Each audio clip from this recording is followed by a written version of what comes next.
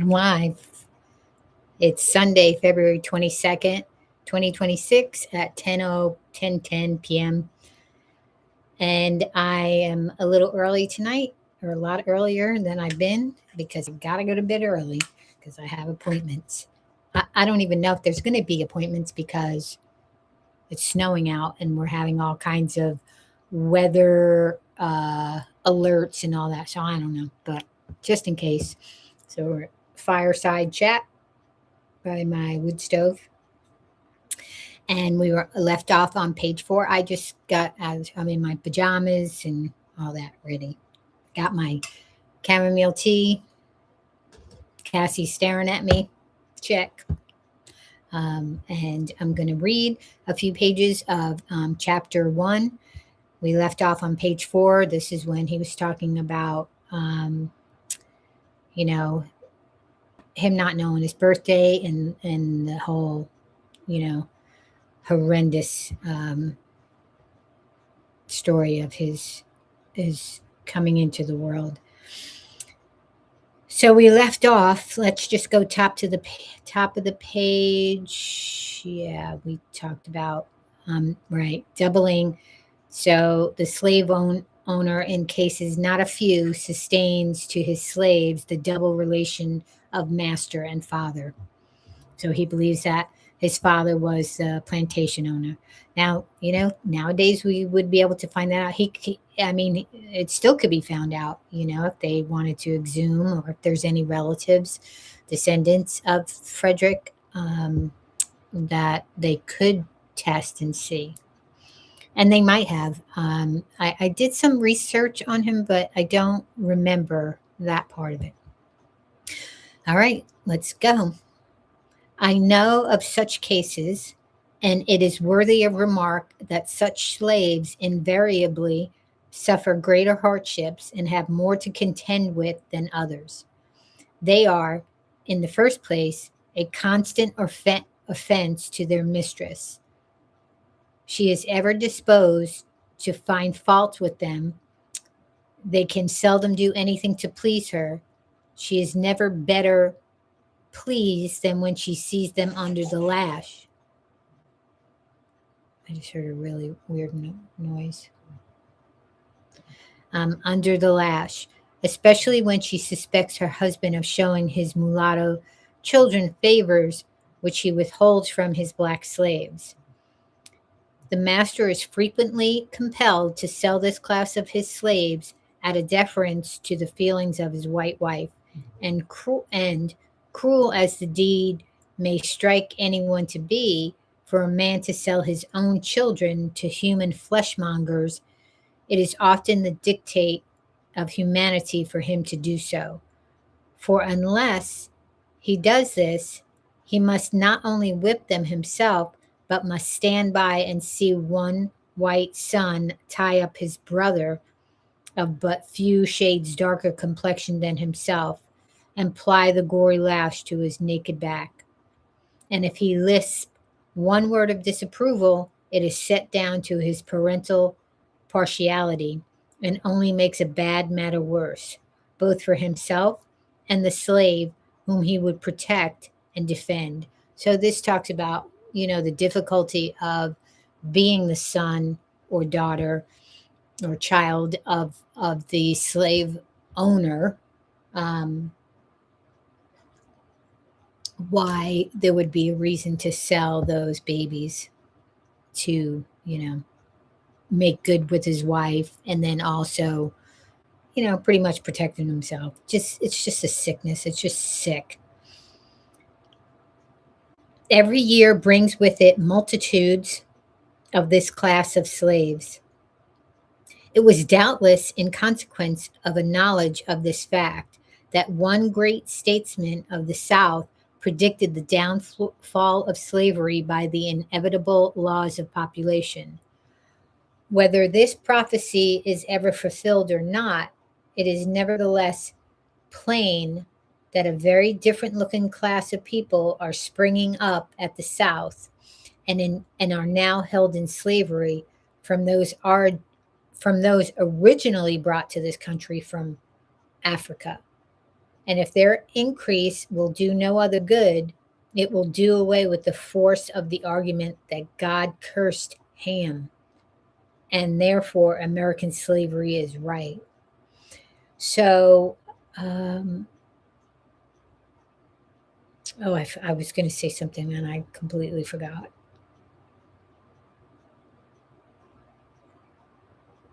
One great statesman. So they're talking about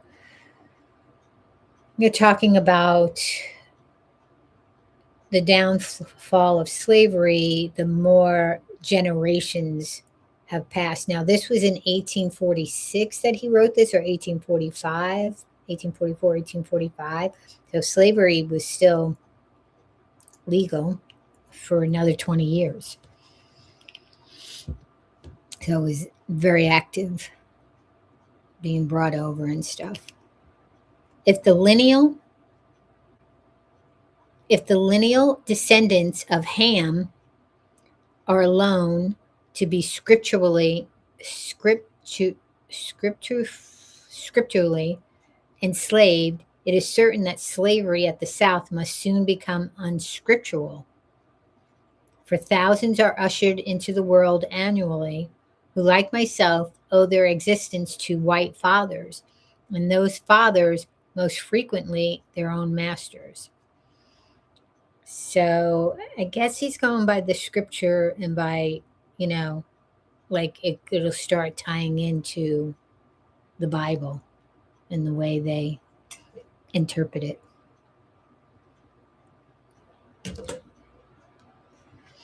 I have two masters. My first master's name was Anthony. I do not remember his first name.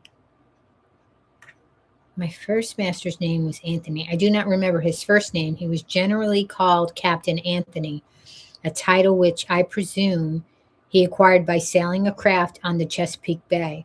He was not considered a rich slave holder. He owned 2 or 3 farms and about 30 slaves. His farms and slaves were under the care of an overseer. The overseer's name was Plummer. Mr. Plummer was a miserable drunkard, a profane swearer, and a savage monster. He always went armed with a cowskin and a heavy cudgel. I have known him to cut and slash the women's heads so horribly that even master would be enraged at his cruelty and would threaten to whip him if he did not mind himself. Oof. Master, however, was not a humane slaveholder. It required extraordinary barbarity on the part of an overseer to affect him. Right? He was a cruel man, hardened by a long life of slaveholding. So this takes me back to what I spoke about, that a lot of the slave owners, I know they took names of presidents, but also of the slaveholders and slave owners, and they were Irish last names. And so there were Irishmen who came over here as indentured servants who did their 20 years, got parcels of land, and were free. And then they turned around, just saying. He would, and I don't have any, I don't remember reading about that. I just deduced that. And maybe I did see that in history. So I'd have to look that up. Or chat GPT it and see if they come up with the correct answer. He would at times seem to take great pleasure in whipping a slave. I have often been awakened at the dawn of day by the most heart-rending shrieks of an own aunt of mine, whom he used to tie up to a joist and whip upon her naked back till she was literally covered with blood. Oh my God. No words, no tears, no prayers from his gory victim seemed to move his iron heart from his bloody purpose. The louder she screamed, the harder he whipped, and where the blood ran faster, there he whipped the longest. He would whip her to make her scream and whip her to make her hush, and not until overcome by fatigue would he cease to swing the blood-clotted cowskin. I remember the first time I ever witnessed this horrible exhibition. I was quite a child, but I well remember it. Yeah, I remember stuff from when I was 2.5 years old. So there you go. I never shall forget it whilst I remember anything.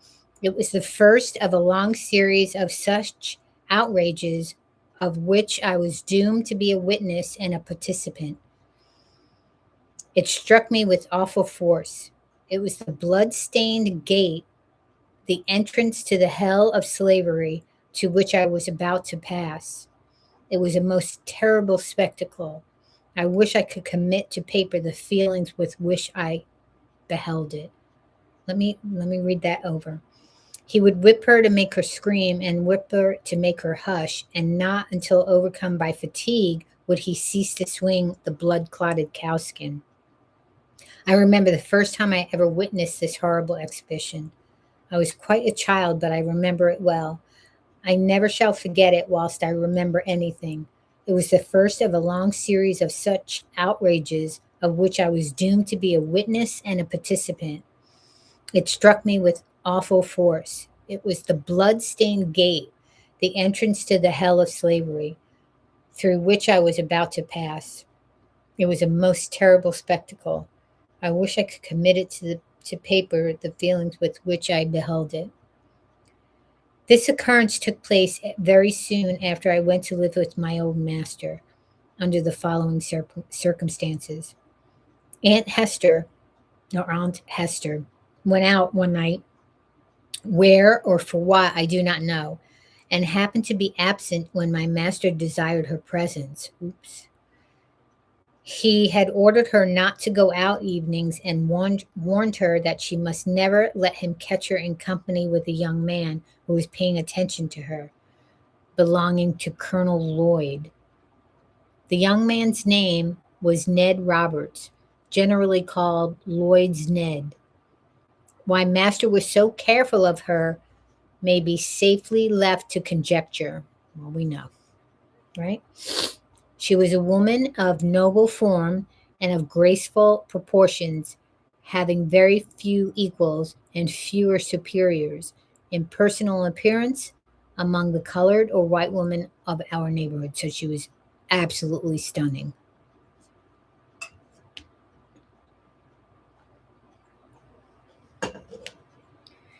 Aunt Hester had not only disobeyed his orders in going out, but had found in company with Lloyd's Ned, which circumstance I found from what he said while whipping her was the chief offense. Had he been a man of pure morals himself, he might have been thought interested in protecting the innocence of my aunt, but those who knew him would not suspect him of any such virtue. Before he commenced whipping Aunt Hester, he took her into the kitchen and stripped her from neck to waist, leaving her neck, shoulders, and back entirely naked. He then told her to cross her hands, calling her at the same time, and they have this blacked out like dead bitch. I mean, they have, D/D, B/H, which is dead bitch. So they censored it, which is weird. I mean, this is like the original narrative, so it's not like they didn't censor it. Um, Anybody current didn't censor it. After crossing her hands, he tied them with a strong rope and led her to a stool under a large hook in the joist put in for the purpose. He made her get up on the stool and tied her hands to the hook. She now stood fair for his infernal purpose. Her arms were stretched up at their full length so that she stood upon the ends of her toes. He then said to her, "Now, you dead bitch, I'll learn you how to disobey my orders." And after rolling up his sleeves, he commenced to lay on the heavy cowskin, and soon the warm red blood, amid heart-rending shrieks from her and hard oaths from him, came dripping to the floor. I was so terrified and horror stricken at the sight that I hid myself in a closet and dared not venture out till long after the bloody transaction was over. I expected it would be my turn next. It was all new to me. I had never seen anything like it before. I had always lived with my grandmother on the outskirts of the plantation where she was put to raise the children of the younger women. I had therefore been, until now, out of the way of the bloody scenes that often occurred on the plantation. So I'm going to sidetrack a little bit because there's a story. My mother, when they were little, and my aunts and uncles, they went to a Catholic school, which they really weren't Catholic, but they went to a Catholic school, and being, mixed, they they looked black, and they went to the school, and it was a bunch of white kids in it. It was this one neighborhood because they moved all over, and all the kids would call them the N word and just mistreat. It was a Catholic school, and the nuns like encouraged it.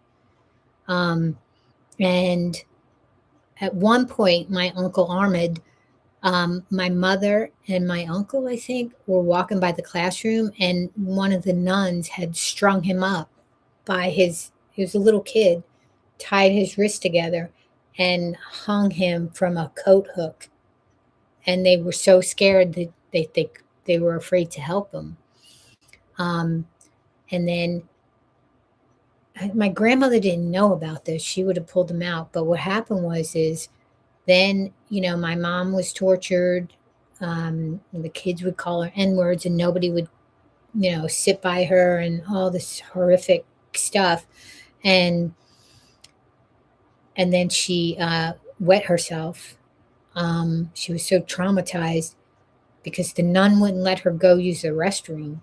Well, when she got home and she told my uncle, that was it. That was it. And so he went up to that school. He was the older brother, and he went up to that school. So he was a teenager, and he said, "Give me her papers. I'm taking her out of this school." And the nun started giving him lip, and and um, another word didn't come out of her mouth. And he got the papers, and they all got out of that school. Um, they were like, indigenous and black and African American, and so they were just, it was horrible. And then they moved to an area where there was more a mixed area, to where they were accepted. But for that brief period of time, they were not. It was bad. I'll never forget that story. Anyway, so chapter 2. I think I was 8 years old the first time I was called the N word,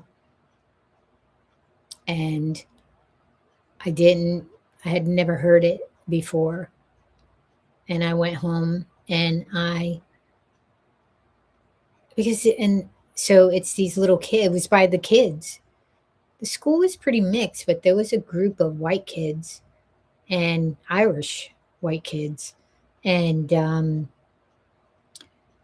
don't know what happened. And then, so when I went home to my mother and I asked her, and she said, and at the time it was in the dictionary, the big, huge Webster dictionary, and she told me, he had me look it up, and then she explained to me that there's something wrong with them, and they're ignorant, and they're uh, they're jealous, and they attack you out of fear and jealousy. And I'll never forget that. And I was 8, and so I was like, okay. um that never happened again after that. And yeah, so that was the first, and I didn't know.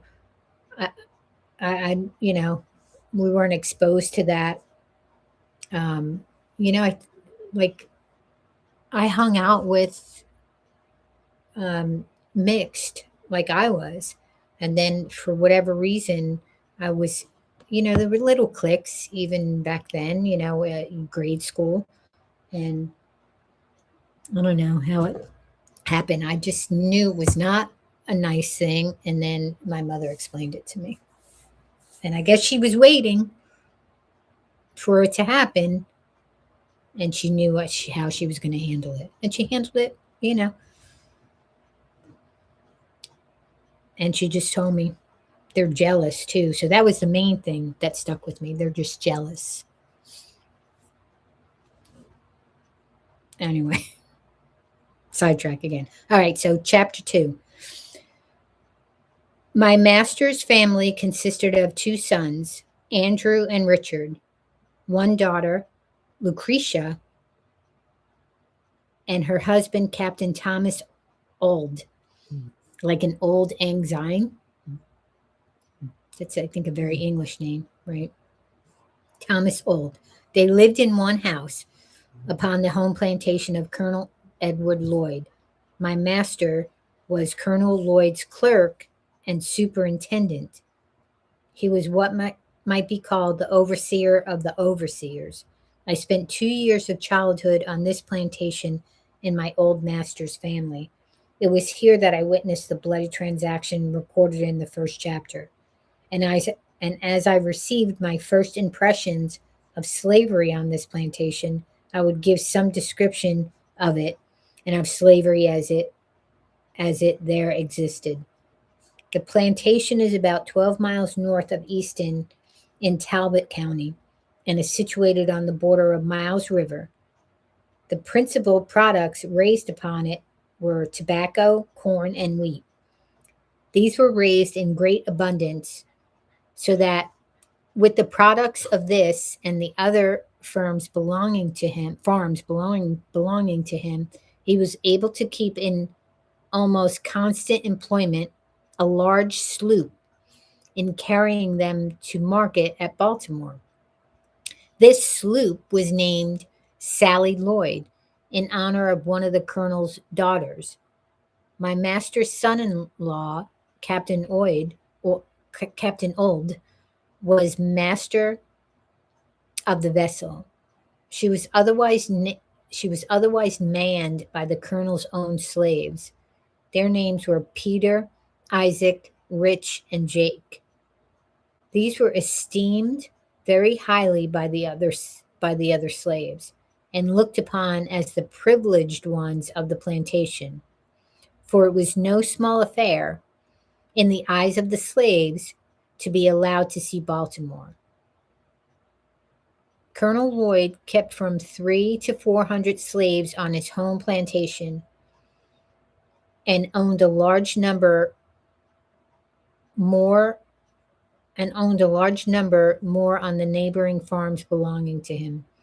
A large number more. The names of the farms nearest to the home plantation were Town and New Design. Town was under the overseership of a man named Noah Willis. New Design was under the overseership of a Mr. Townsend. There's Townsend, Maryland. The overseers of these and all the rest of the farms, numbering over 20, received advice and direction from the managers of the home plantation. This was the great business places. This was the great business place. It was the seat of government for the whole 20 farms. All disputes among the overseers were settled here. If a slave was convicted of any high misdemeanor, became unmanageable, or evinced a determination to run away, he was brought immediately here, severely whipped, put on the board sloop, carried to Baltimore, and sold to Austin Woolfolk or some other slave trader as a warning to the slaves remaining.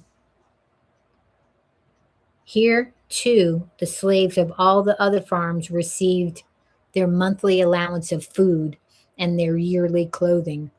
The men and women slaves received as their monthly allowance of food, 8 pounds of pork or its equivalent in fish, and 1 bushel of cornmeal. Their yearly clothing consisted of 2 coarse linen shirts, 1 pair of linen trousers, like the shirts, 1 jacket, 1 pair of trousers for the winter, made of coarse Negro cloth, 1 pair of stockings, and 1 pair of shoes, the whole of which could not have cost more than $7. The allowance of the slave children was given to their mothers, or the old woman having the care of them. The children were unable to work in the field, had neither shoes, stockings, jackets, nor trousers given to them. Their clothing consisted of 2 coarse linen shirts per year. When these failed them, they went naked until the next allowance day. Children from 7 to 10 years old of both sexes, almost naked, might be seen at all seasons of the year. So Maryland is cold. I lived in Annapolis. Maryland can get like cold. It's the north, you know.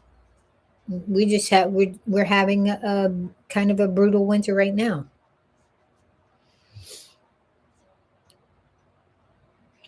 There were no beds given the slaves unless 1 coarse blanket be considered such, and none but the men and women had these. This, however, is not considered a very great privation. They find less difficulty from the want of beds than from the want of time to sleep. For when their day's work in the field is done, the most of them having their washing, mending, and cooking to do, and having few or none of the ordinary faculties or facilities for doing either of these, very many of their sleeping hours are consumed in preparing for the field the coming day. And when this is done, old and young, male and female, married and single, drop down side by side on one common bed, the cold, damp floor, each covering himself or herself with their miserable blankets. And here they sleep until they are summoned to the field by the driver's horn. At the sound of this, all must rise and be off to do the field. There must be no halting. Every one must be at his or her post. Woe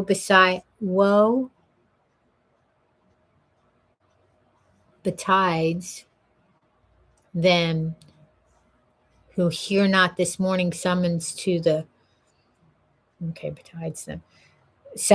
field. For if they are not awakened by the sense of hearing, they are by the sense of feeling. No age nor sex finds any favor. Mr. Sevier, the overseer, used to stand by the door of the quarter armed with a large hickory stick and heavy cowskin, ready to whip anyone who was so unfortunate as not to hear or from any other cause was prevented from being ready to start for the field at the sound of the horn. Mr. Sevier was rightly named. He was a cruel man. I have seen him whip a woman, but causing the blood to run half an hour at the time. And this, too, is the midst of her crying children pleading for their mother's release. He seemed to take pleasure in manifesting his fiendish barbarity. Added to his cruelty, he was a profane swearer. It was enough to chill the blood and stiffen the hair of an ordinary man to hear him talk. Scarce a sentence escaped him, but that was commenced or concluded by some hard oath. The field was the place to witness his cruelty and profanity. His presence made it both the field of blood and of blasphemy. From the rising to the going down of the sun, he was cursing, raving, cutting, and slashing among the slaves of the field in the most frightful manner.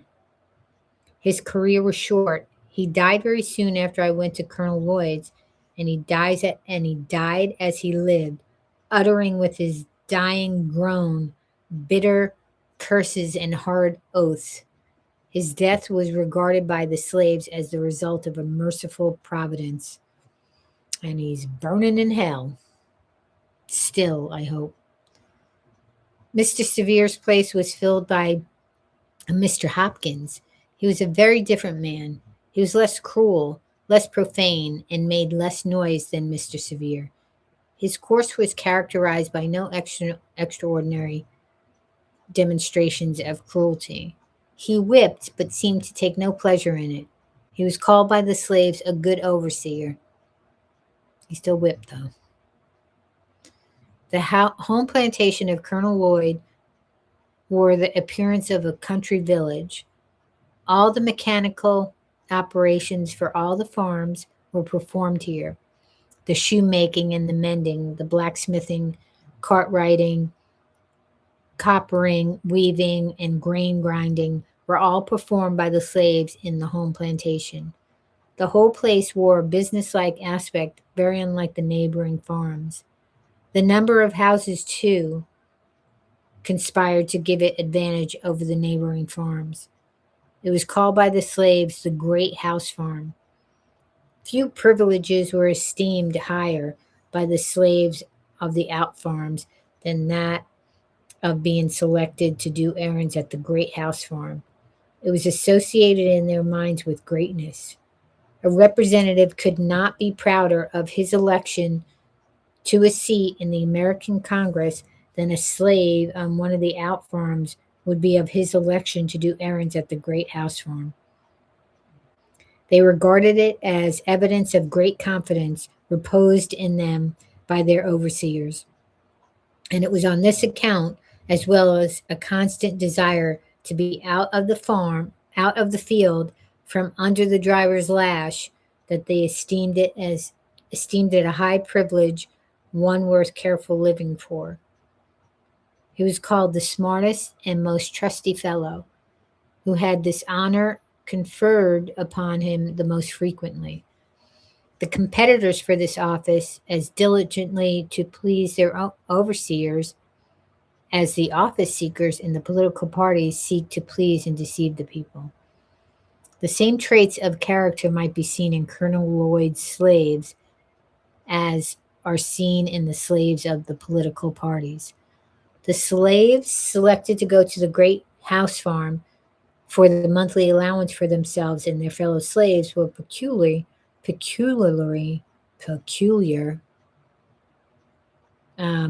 enthusiastic.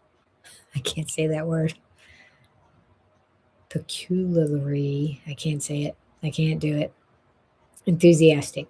While on their way, they would make the dense old woods for miles around reverberate with their wild songs, revealing at once the highest joy and the deepest sadness. They would compose and sing as they went along, consulting neither time nor tune.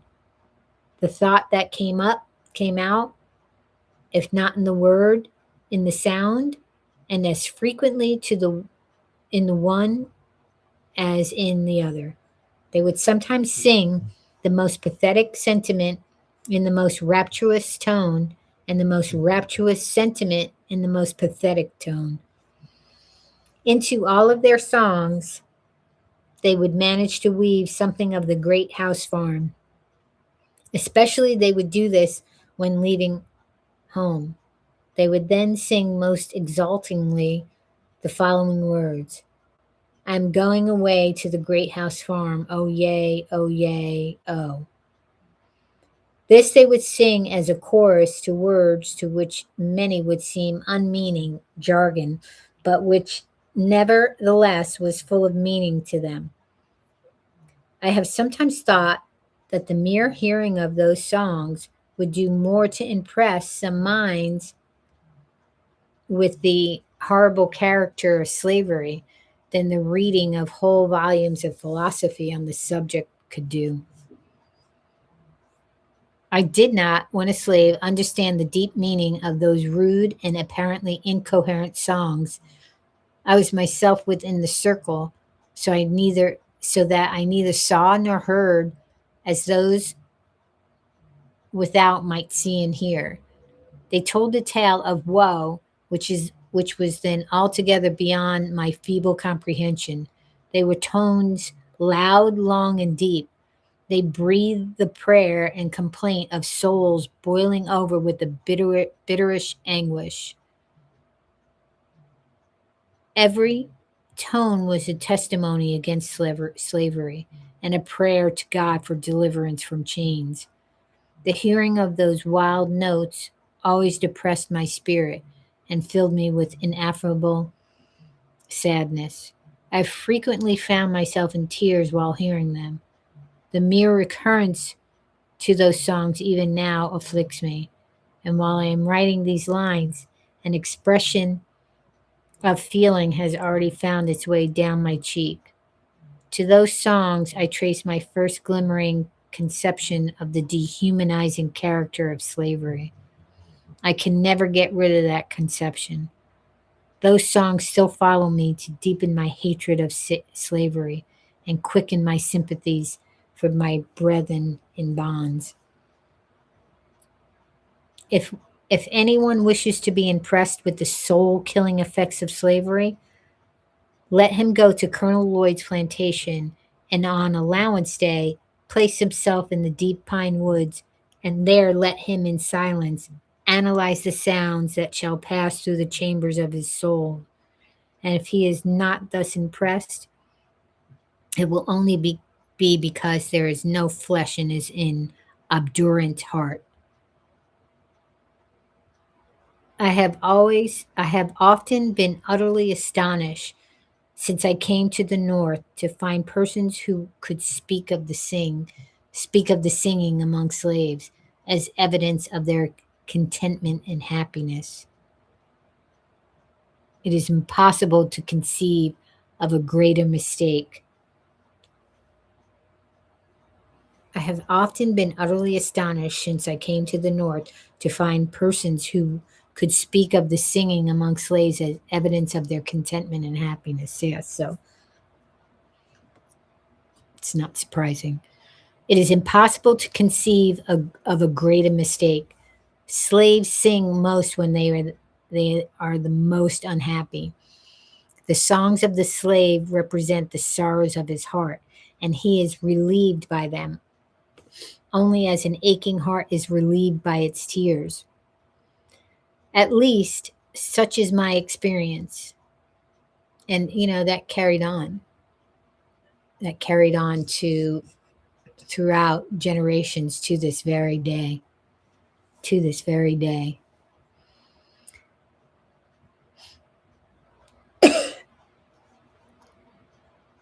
I have often sung to drown my sorrow, but seldom to express my happiness. Crying for joy and singing for joy were alike uncommon to me while in the jaws of slavery. The singing of a man cast away upon a desolate island might be as appropriately considered as evidence of contentment and happiness as the singing of a slave.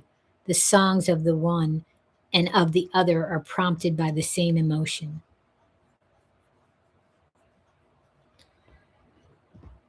All right, we're on chapter 3. This will be the last chapter until our next reading. Just heavy stuff. Chapter 3. Colonel Lloyd kept a large and finely cultivated garden, which afforded almost constant employment for 4 men, besides the chief gardener, Mr. McDermott.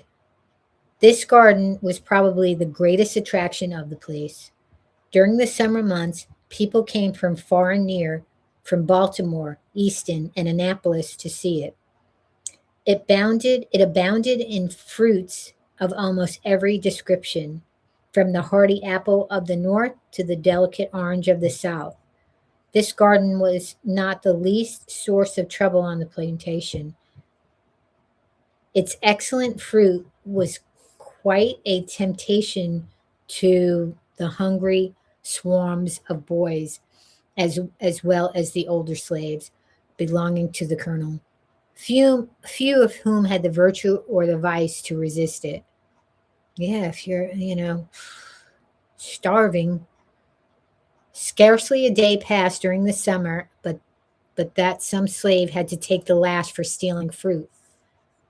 The colonel had to resort to all kinds of stratagems to keep his slaves out of the garden. The last and most successful one was that of tarring his fence all around, after which, if a slave was caught with any tar upon his person, it was deemed sufficient proof that he had either been into the garden or had tried to get in. In either case, he was severely whipped by the chief gardener. This plan worked well. The slaves became as fearful of the tar as of the lash. They seemed to realize the impossibility of touching tar without being defiled. The colonel also kept a splendid riding equipage. His stable and carriage house presented the appearance of some of our large city livery establishments. His horses were of the finest form and noblest blood. His carriage house contained 3 splendid coaches, 3 or 4 gigs, besides Dearborns and barouches of the most fashionable style. This establishment was under the care of 2 slaves, old Barney and young Barney, father and son. To attend to this establishment was their sole work, but it was by no means an easy employment, for in nothing was Colonel Lloyd more particular than in the management of his horses. The slightest inattention to these were unpardonable, and was visited upon those under whose care they were placed with the severest punishment. No excuse could shield them if the colonel only suspected any want of attention to the horses, a supposition which he frequently indulged, and one which, of course, made the office of old and young Barney a very trying one. They never knew when they were safe from punishment. They were frequently whipped when least deserving, and escaped whipping when most deserving it. Everything depended upon the looks of the horses and the state of Colonel Lloyd's own mind when his horses were brought to him for use. If a horse did not move fast enough or hold his head high enough, it was owing to some fault of his keeper's.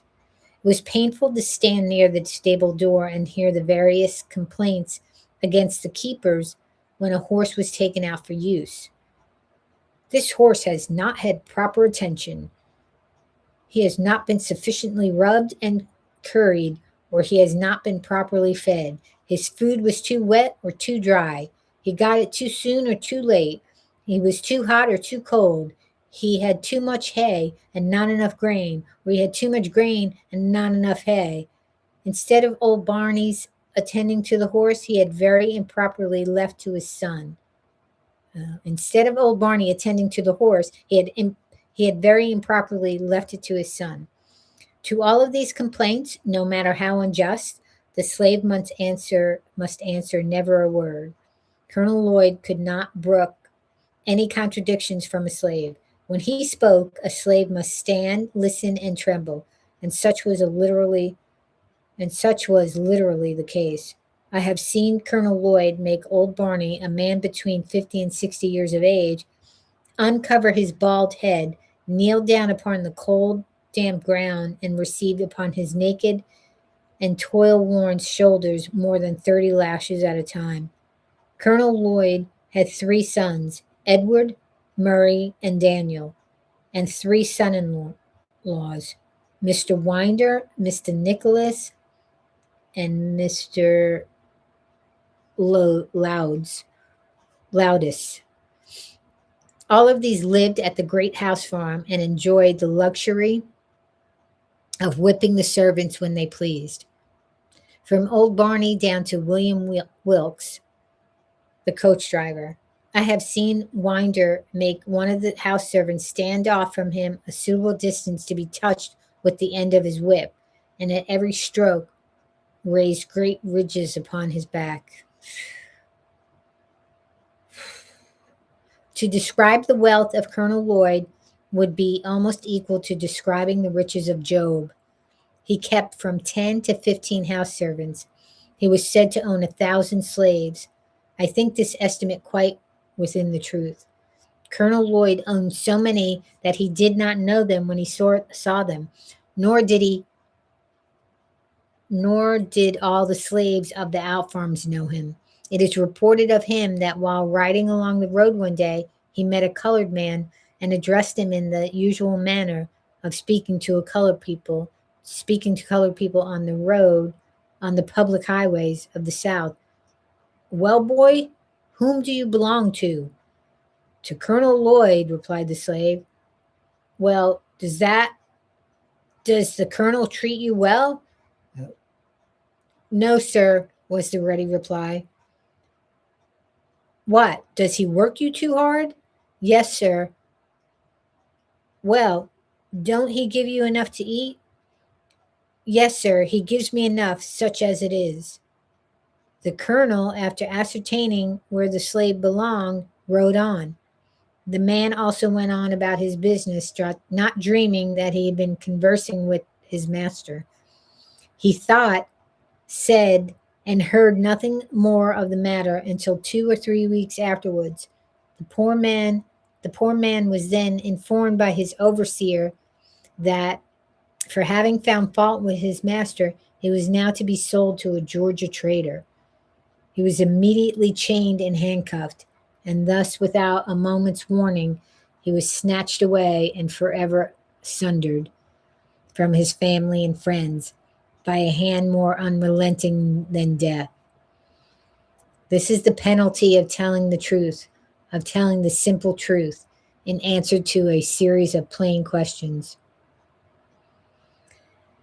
It is partly in consequence of such facts that slaves, when inquired of as to their condition and the character of their masters, almost universally say they are contented and that their masters are kind. The slaveholders have been known to send in spies among their slaves to ascertain their views and feelings in regard to their condition.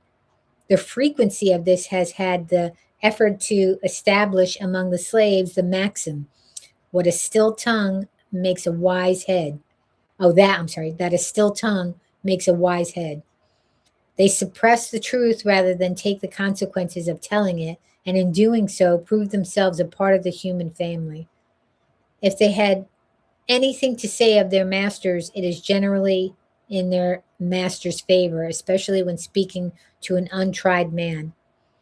I have been frequently asked, when a slave, if I had a kind master, and do not remember ever to have given a negative answer, nor did I. In pursuing this course, considered myself as uttering what was absolutely false, for I always measured the kindness of my master by the standard kindness set up among slaveholders around us. Moreover, slaves are like other people and imbibe prejudice quite common to the others. They think their own better than that of others. Many, under the influence of this prejudice, think their own masters are better than the masters of it's masters of other slaves. And this too, in some cases, when the very reverse is true. Indeed, it is not uncommon for slaves to even fall out and quarrel among themselves about the relative goodness of their masters. What is that called when you're like a prisoner? Stockholm syndrome. Among the relative goodness of their masters, each contending for the superior goodness of his own over that of the others. At the very same time, they mutually execrate their masters when viewed separately. It was so on our plantation. When Colonel Lloyd's slaves met the slaves of Jacob Jepson, they seldom parted without a quarrel about their masters. Colonel Lloyd's slaves contending that he was the richest, and Mr. Jepson's slaves that he was the smartest and most of a man. Colonel Lloyd's slaves would boast his ability to buy and sell Jacob Jepson. Mr. Jepson's slaves would boast his ability to whip Colonel Lloyd. These quarrels would almost always end in a fight between the parties, and those that whipped were supposed to have gained the point at issue. They seemed to think that the greatness of their masters was transferable to themselves. It was considered as being bad enough to be a slave, but to be a poor man's slave was deemed a disgrace indeed. Okay. All right, folks. We are at chapter 4. Yeah. So I'll close for now. And then next episode, I'll be reading a couple of chapters. But we're going to try and get through this book before the end of Black History Month.